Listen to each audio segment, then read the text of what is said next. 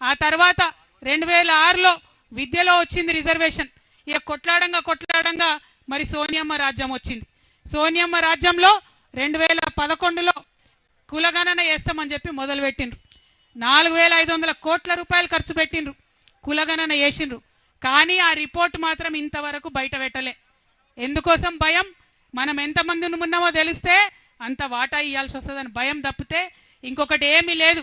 4500 కోట్లు ఖర్చు పెట్టి సోనియమ్మ రిపోర్ట్ ఇవ్వకుండానే వెళ్ళిపోయింది. ఆ తర్వాత బీజేపీ ప్రభుత్వం 2014లో వచ్చింది. వచ్చిన తర్వాత బీజేపీ వాళ్ళు కూడా ఆ రిపోర్ట్ బయట పెట్టలే. బయట పెట్టకుండా ఇప్పుడు ఏమంటారు? బాజాప్తా ఓపెన్గా చెప్తున్నారు బీజేపీ నాయకులు, మేము కులగణనకు వ్యతిరేకం, మేము కులగణన చెయ్యము అని చెప్తా ఉన్నారు ఇవాళ.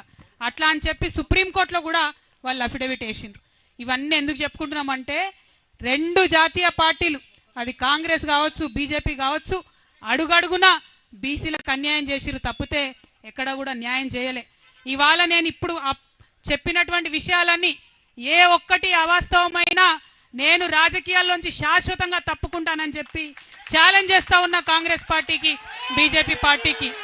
నేను కరెక్ట్ మాట్లాడుతా ఉన్నా, న్యాయబద్ధంగా మాట్లాడుతా ఉన్నా, ధర్మబద్ధంగా మాట్లాడుతా ఉన్నా.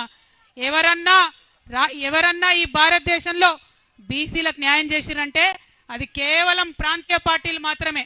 పైన మమతా బెనర్జీ దగ్గర నుంచి మొదలు పెట్టుకుంటే నవీన్ పట్నాయక్ గారు కావచ్చు, శరద్ పవార్ గారు కావచ్చు, ఏఐడిఎంకే కావచ్చు, డిఎంకే కావచ్చు, ప్రతి ఒక్క చోట మీరు ఎక్కడ చూసినా మన కేసీఆర్ గారు కావచ్చు, ఎన్టీఆర్ గారు కావచ్చు, కేవలం బీసీలకు న్యాయం చేసిందంటే ప్రాంతీయ పార్టీలు మాత్రమే న్యాయం చేసినాయన్న విషయం మనం విస్మరించడానికి లేదు అని మీకు ఈ సందర్భంగా నేను తెలియజేస్తా ఉన్నా. మరి ఇవాళ ఈ బీసీ మహాసభ వేదిక ద్వారా భారతీయ జనతా పార్టీని మేము మొదటి డిమాండ్ చేస్తూ ఉన్నాం. అదేంటంటే ఇప్పుడు సెన్సస్ చేస్తున్నారు, జనాభా లెక్కలు చేస్తున్నారు ఈ సంవత్సరంలో 2025లో.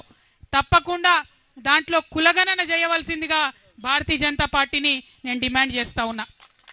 ఇక్కడ మరి రేవంత్ రెడ్డి గారి ప్రభుత్వం నడుస్తుంది, మీ అందరికీ తెలుసు.